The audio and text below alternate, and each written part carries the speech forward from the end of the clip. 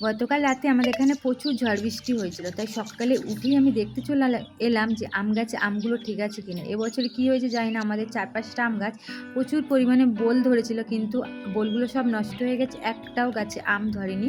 আর এই গাছটা নতুন, ফার্স্ট এই বছরে বোল এসে মানে আম কয়েকটা ধরেছে, তো পড়ে গিয়েছে কিনা দেখতে এসেছি ঝড়ে। এই আমগুলো পাকাবো, মানে ফার্স্ট তো খেয়ে দেখবো কেমন। তো একটাও পড়েনি, দেখছি আপাতত আছে। আর এইখানে দেখতে চলে এলাম যে ডালিম গাছে কি অবস্থা, কারণ ডালিম গাছে প্রতিনিয়ত 4-5টা করে এরকম নষ্ট হয়ে যাচ্ছে, জানি না কিসে খেয়ে যাচ্ছে।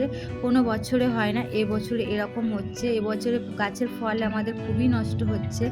যেমন আম গাছে ধরো একটা আম ধরেনি, আম প্রায় আমাদের কিনে খেতেই হয় না, কিন্তু এবছর আম আমাদের কিনে খেতে হবে। আর ডালিম গাছ এরকম ডালিম নষ্ট করে দিচ্ছে।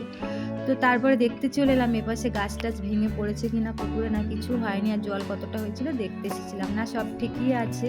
আর জামরুল গাছে ওরকম এবছরে জামরুল নতুন ধরেছে, তবে জামরুল ওরকম ঝড়ে পড়ে গিয়েছে। আর এটা কি গাছ বলো তো, কমেন্ট করে জানিও। তো ওই গাছটা কি বললাম। আর জামরুল গাছটা তো জামরুল খসে পড়ে গেছে, সেটাও তোমাদের দেখাচ্ছি। ঝড়ে কিছু না কিছু ক্ষতি হয়, তবে কলা দুটো কাঁদি দেখালাম তোমাদের, কলার কাঁদিগুলো ঠিক আছে, পড়েনি, ভেবেছিলাম পড়ে গিয়েছে। আর জামরুল গাছে দেখি জামরুল 2-1টা তুলতে এসেছি, এত গোটাগুলো নরম যে ডালটা আমি ধরতেই খসে পড়ে এসেছে, সেই কারণে ঝড়ে আর কি ফেলে দিচ্ছে। এই জায়গাটায় জামরুল তোমাদেরকে দেখাচ্ছি কতটা নষ্ট হয়ে গিয়েছে। আর জামরুল এবছর হয়েছে, তবে কম হয়েছে, যা হয়েছিল ভালোই হয়েছিল, কিন্তু ঝড়ে অনেক নষ্ট করে দিয়েছে। আর এখানে জল জমে থাকে, তো কলের জল পড়ে, তো সব কাদায় উঠে গিয়েছে। তো যাই হোক, প্রকৃতির এইসব নিয়ম আমরা কিছুই করতে পারবো না, নষ্ট হবে আবার কিছু থাকবে, এটা আমাদের হাতে নেই আর কি।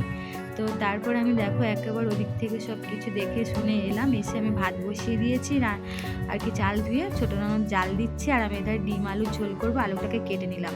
আলুগুলো ওরকম বড় বড় আলু গতকাল কেটে এনেছি, কিন্তু আলুটা দেখছি এক সাইড পচে গিয়েছে। তারপর কেটে দেখলাম নেওয়া যাবে কি না, গন্ধ শুকে তো দেখছি এক সাইড নেওয়া যাবে।